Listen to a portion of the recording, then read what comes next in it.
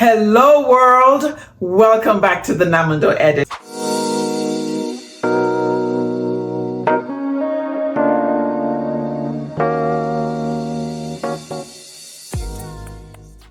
I am so glad that you have come by to see us again. As you can tell from the title of our video today, Wisdom on the Cusp of 60. Next year, September 2026, yes, I will be turning 60. I hope that you will stay and listen to the few words of wisdom that I have acquired thus far in my little life, and subscribe, share, like. Now, let's get into it. Where did the time go? Seemed like yesterday I was 16. I remember watching the movie The Sound of Music so many times, over and over again, and every time Maria von Trapp would sing the song, "You are 16, going on 17," I thought she was singing to me. I felt so grown, I felt so important. And then 18 came and passed, 21 came and passed. That was the drinking age. It was a big deal here in America, even though I'm really not a drinker.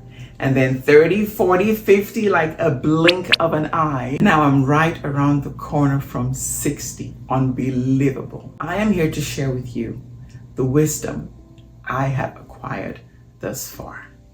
And I hope you listen. The first topic I'd like to focus on is mindset. It's always good to exude an attitude of gratitude. You could see a glass that's half full. Some people will see it as half full, which is optimism. Some people would see it as half empty, which is pessimism. No matter what presents in the glass, you have to be able to accept it as it is with gratitude. Like the Bible verse says in 1 Thessalonians chapter 5, verse 18, "In everything give thanks, for this is the will of God in Christ Jesus." Life is not stagnant. Life comes in seasons. New seasons come, they turn into old seasons, and they go away. Stress comes and distress will also happen. Important thing is, how are you going to maintain a positive mindset? The mnemonic which I have used is, I always try to keep a push mindset. I always push no matter what distress I'm faced with. And if you can look at it in another way, push actually stands for pray until something happens. So that will always remind you to stay connected to your source, to stay connected to the power that gives you life. So you have to push. You have to pray until something happens. One of the very important things for your mindset is to be very comfortable in your skin. The way that I accomplish that is I always remind myself that I am God's highly favored.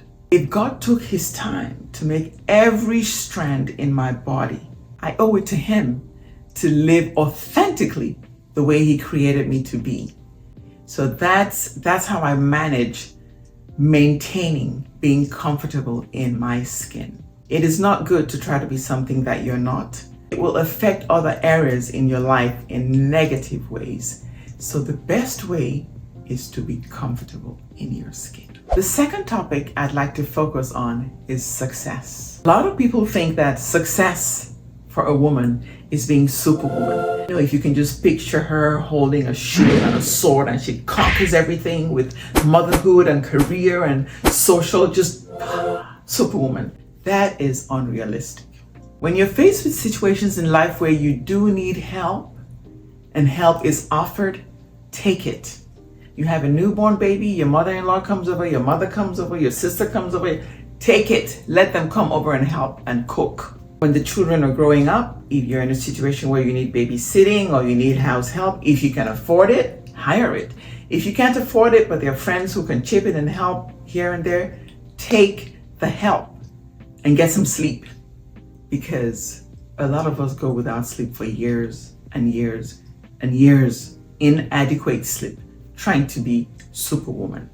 As someone who is almost 60, I'll tell you this, there is no extra reward for being superwoman. I know this because I attended her funeral. When I saw her laying in that box, that is no way to get rest. She needed a whole lot of rest, but not that kind of permanent rest. So please, Superwoman, overrated. It is important to have a good career. As somebody who has been in the workforce for more than 30 years, I'll say this: a career is your call to service. Granted, you get paid for it, but would you want to get paid being miserable?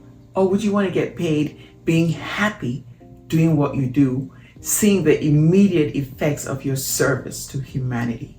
So pick a career that offers you fulfillment.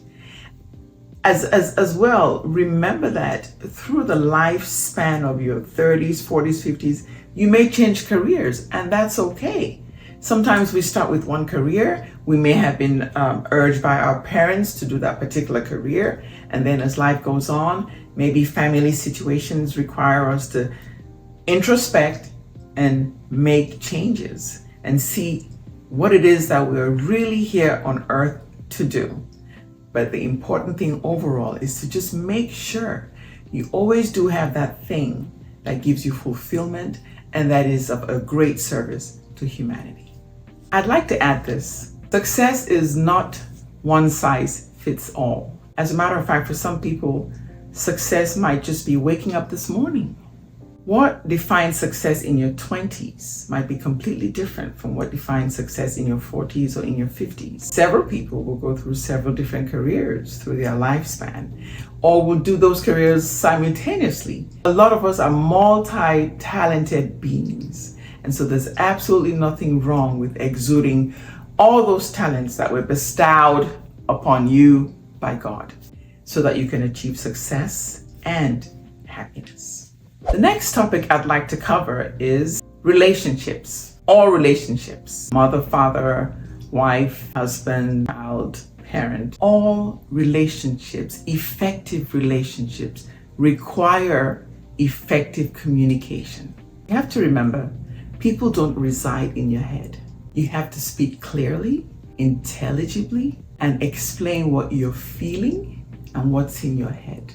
This is so crucial because when things are not properly communicated, things get misconstrued and then you get into problems. So always remember, communicate effectively. Another important aspect of having effective relationships is being attentive. We have one mouth and two ears. You know what that tells me?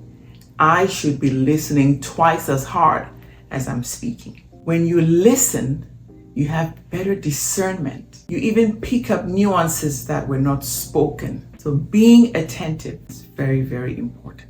I'm going to talk about friends and family. I am the middle child in the family. Do you know what that makes me? An endangered species. Because these days people have only 2 children or just 1 child, so there's no middle child. So I am an endangered species and I have a whole clan of middle children out there. I know you're clapping, you're all clapping right now. Yeah. Anyway, so here's the thing. You don't get to pick the family in which you're born, but when you find yourself in that family and when you realize your role in that family, you have to play your role with love. You have to love. Even when it's difficult, you have to love. As far as friends go, you have the ability to pick your friends. Now you will have a concentric circle. You'll have your best friend in the middle. Everybody knows who she is. You'll have your best friend in the middle, and then obviously you have other friends that come around the circle. There's always going to be a circle of friends around you that is very important to keep throughout your life.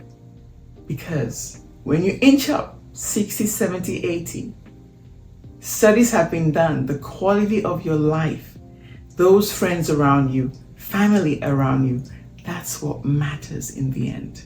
That is what will matter in the end. It's not the riches you have made. It's not the cars you own or the houses you bought. It is the people and the relationships around you that will carry you through to the end of your life. Everything that I've shared with you today was handed down to me. So I would like to take the time to pay homage to all my aunties, my mothers, my big sisters who handed that down to me.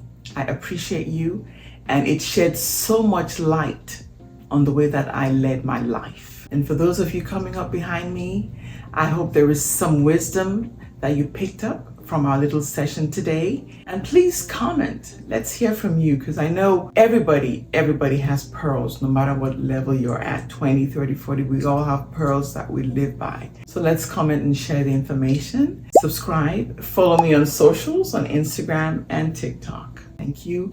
And I will see you my next video. Bye.